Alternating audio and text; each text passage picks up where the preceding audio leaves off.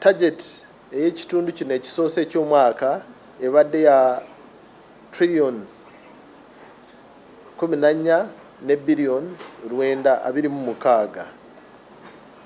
Naye ekitongole kya URA kisobodde okukungaanya trillions 15 ne billion 248.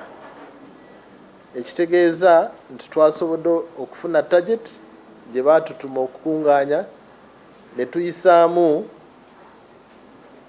billions 322 gye tuyise surplus mu Lungereza.